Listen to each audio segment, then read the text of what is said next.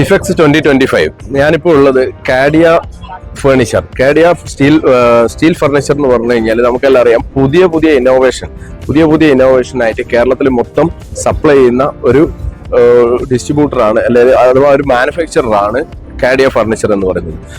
കാഡിയ furniture പുതിയ ഇന്നോവേഷനിൽ ശരിക്കും പറഞ്ഞു കഴിഞ്ഞാൽ കിരീടം വെക്കാത്ത രാജാക്കന്മാർ എന്ന് വേണമെങ്കിൽ നമുക്ക് പറയാം. നമുക്ക് ഫേർണിച്ചറിൽ നമുക്ക് മെയിനായിട്ട് നമ്മുടെ അതിന്റെ MD നമ്മുടെ ജിബിൻ ഉണ്ട്. ജിബിന്റെ ഫാദർ ബാബുട്ടൻ. നമസ്കാരം.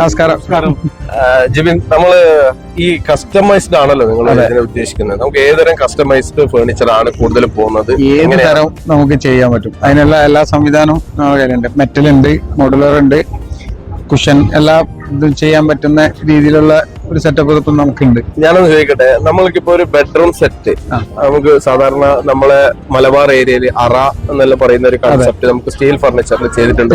എങ്ങനെയുണ്ടാവും? ചെയ്യാൻ പറ്റും. നമ്മൾ ഇതിനു മുമ്പ് നമ്മൾ അങ്ങനെ ചെയ്തിട്ടുണ്ട്. മെറ്റലിലുള്ള ഒരു കൺസെപ്റ്റ് നമ്മൾ കഴിഞ്ഞ എക്സിബിഷനിൽ നമ്മൾ ആ ഒരു കൺസെപ്റ്റ് അവതരിപ്പിച്ചിട്ടുണ്ടായിരുന്നു.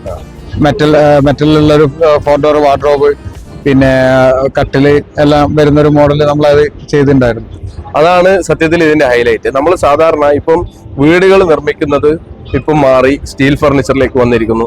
ഇതിനകത്തൊരു ഗുണം എന്ന് വെച്ചാൽ മരങ്ങൾ ആകുന്ന സമയത്ത് ഉറക്കുത്തി പോവുക, അങ്ങനെയുള്ള പല കാര്യങ്ങളിലും സ്റ്റീൽ ഫർണിച്ചർ എല്ലാം പോയി കഴിഞ്ഞാലും വർഷങ്ങൾ കഴിഞ്ഞു കഴിഞ്ഞാലും നമ്മൾ സ്വർണം പോലെ അതിന് തൂക്കി കൊടുത്താലും പൈസ കിട്ടും.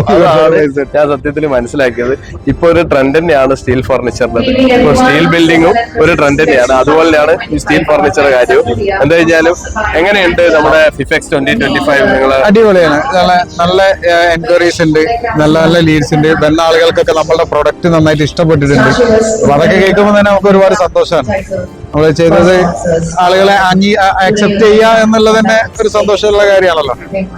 വളരെ നന്ദി. തീർച്ചയായിട്ടും കാണാം. ബാബുട്ടൻ, വളരെ നന്ദി. Thank you so much. Thank you.